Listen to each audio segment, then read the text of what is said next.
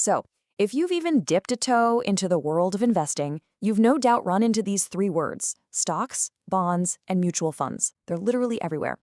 But let's be honest, figuring out what they actually are can get confusing and fast. Well, in this explainer, we are going to make it all super simple. It all feels a little overwhelming, right? You're probably asking yourself, okay, which one is safer? Which one is going to grow my money faster? And most importantly, which one is right for me? Well, you're in the right place because those are the exact questions we're going to answer. Over the next few minutes, we're going to break down each one of these investment types piece by piece. My promise to you is that by the end, you'll have a really solid grasp on what they are and where your money might fit best. All right, let's dive in. Okay, let's kick things off with the one you probably hear about the most on the news: stocks. For a lot of people, this is the very first and maybe the most fundamental building block of investing. You know, the idea behind a stock is actually incredibly simple.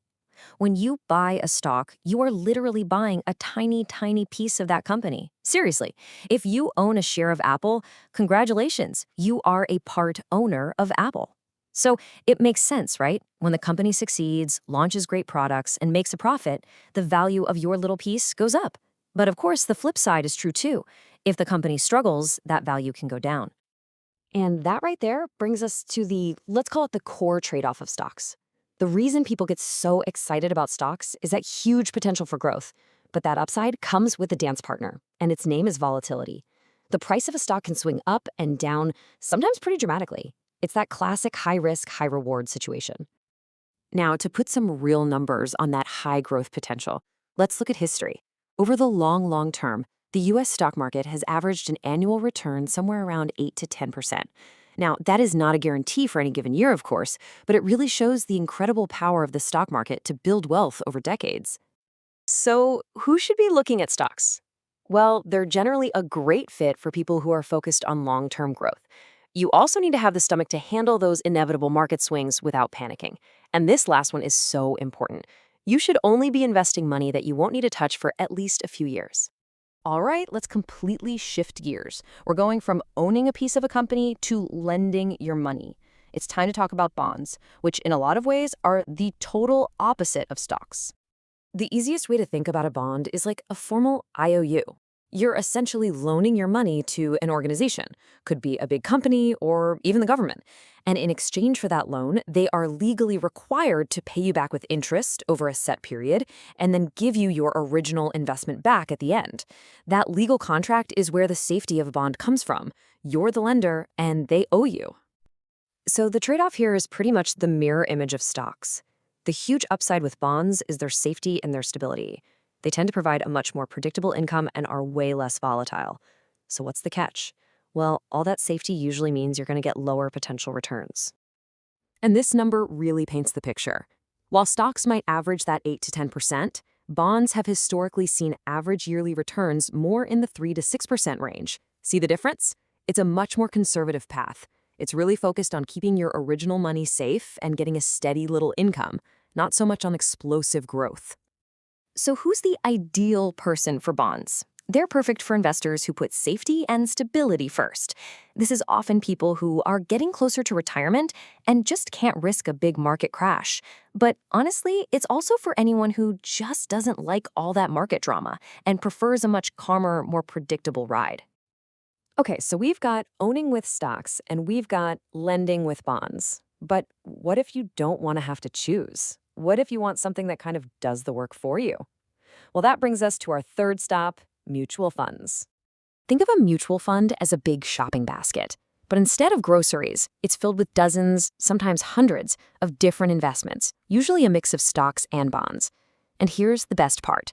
A professional fund manager is the one who does all the shopping and decides what goes in the basket.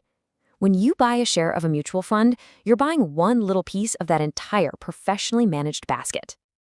The biggest win with a mutual fund is something called instant diversification. Instead of putting all your eggs in one basket by buying one or two stocks, your money is immediately spread out. This is huge because it lowers your risk. If one company in the fund does poorly, it's cushioned by all the others. The trade-off?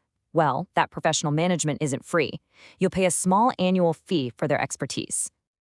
All of this makes mutual funds a fantastic starting point. They are just about perfect for beginners who feel overwhelmed about which stocks to pick. They're also great for busy professionals who want a simple, set it and forget it option. Really, they're for anyone who wants a more hands-off, professionally guided approach to investing. All right, now that we've got a handle on all three of these building blocks, let's put them all side by side. Seeing them together really makes the differences pop. This chart just lays it all out, doesn't it? It's the return hierarchy at a single glance. You can see stocks way up at the top, with the highest potential for growth. Then you've got bonds down at the bottom, providing that stable foundation.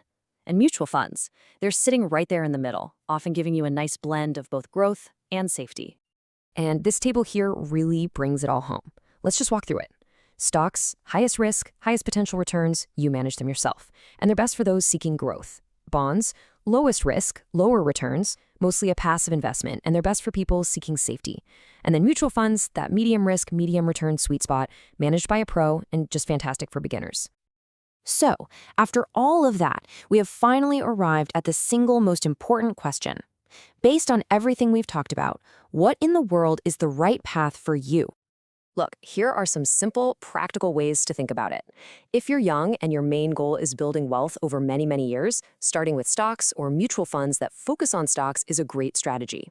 As you get a little older, or if you just want to smooth out the ride, you can start adding bonds to your portfolio for balance. And hey, if you are brand new to all this, a diversified mutual fund is probably the simplest and safest first step you can take. And please, if you remember one thing, let it be this. Investing isn't about picking one of these and just sticking with it for the rest of your life. Your needs are going to change, your goals will change. The real secret is finding the right mix of these tools that works for you right now. So, as we wrap up, I'll just leave you with that question to chew on. Thinking about your own timeline, how much risk you're comfortable with, and what you're trying to achieve with your money, what does that right mix look like for you?